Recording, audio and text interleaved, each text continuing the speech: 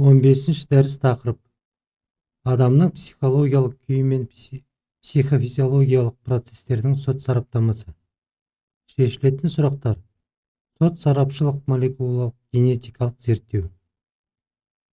Екінші, сот сарапшылық психологиялық криминалистік зерттеу. Үшінші, сот сарапшылық инженерлік психофизиологиялық зерттеу.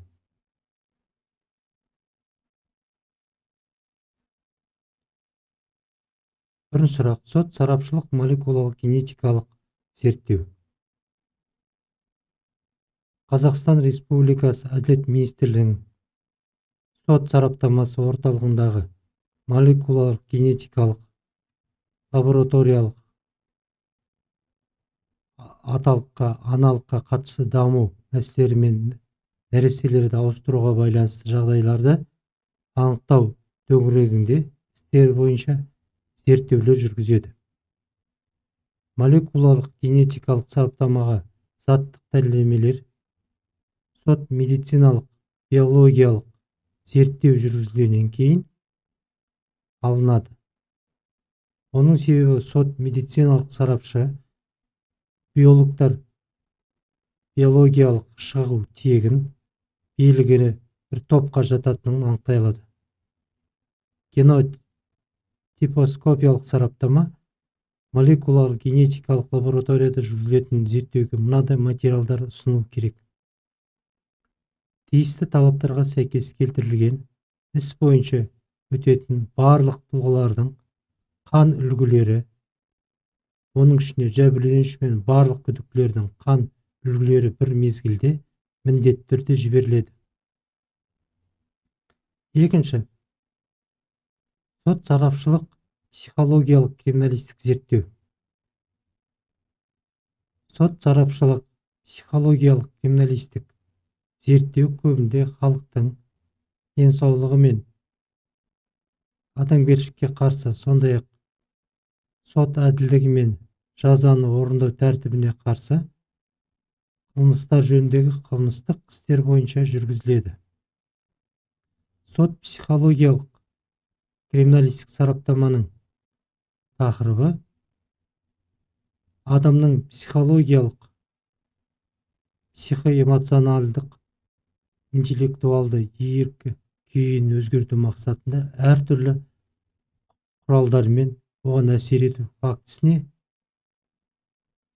адамның белгілі бір іс-әрекетін жасау сәтіндегі оның психоэмоционалды, интеллектуалды еркі күй жағдайына, заттарды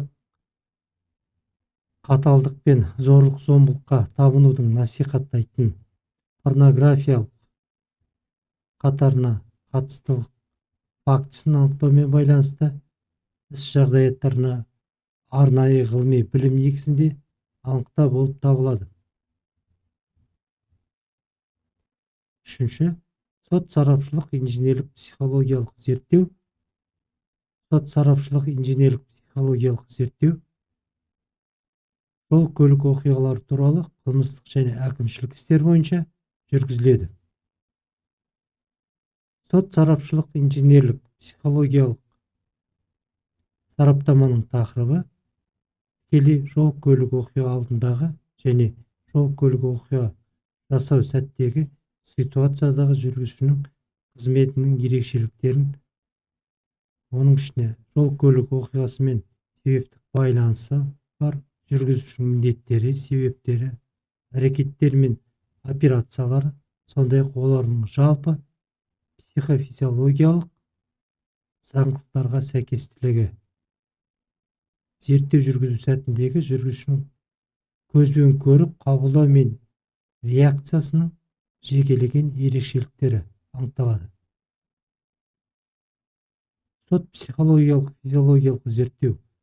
Сот психологиялық физиологиялық зерттеу көбіне жиі адам мен азаматтың конституциялы және өзге де құқықтары мен бостандықтарына қарсы, бейбітшілік пен адамзаттың қауіпсіздігіне қарсы, мемлекет конституциялық құрылымның негіздері мен қауіпсіздігіне қарсы, қоғамдық қауіпсіздік пен қоғамдық тәртіпке қарсы, халықтың денсаулығына және адамгершілікке қарсы, басқару тәртібіне қарсы қылмыстар туралы, қылмыстық істер бойынша, сондай-ақ ар-ождан, абырой, іскерлік беделі мен қорғау туралы азаматтық істер бойынша жүргізіледі. Сот психологиялық, физиологиялық сараптама тақырыбы синтаксистік құрылымдардың, фразеологиялық сөз жасамдардың, ауызша мен жазбаша сөйлем жеке сөздердің жалпы бақыттылығын, мағыналығын, идеялық мазмұнын қарастырады.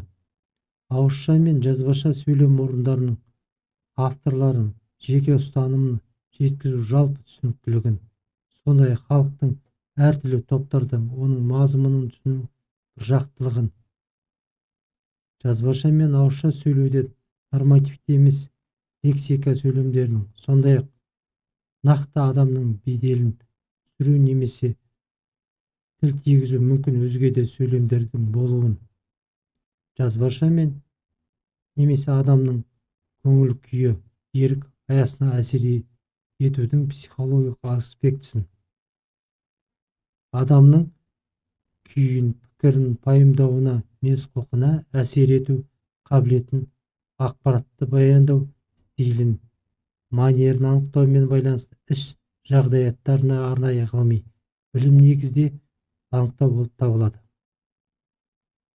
Келесі бақылау сұрақтары.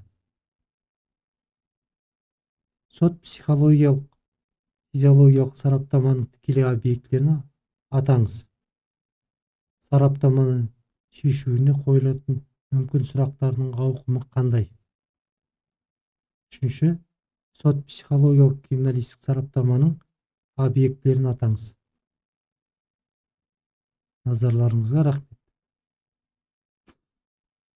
Болды ма?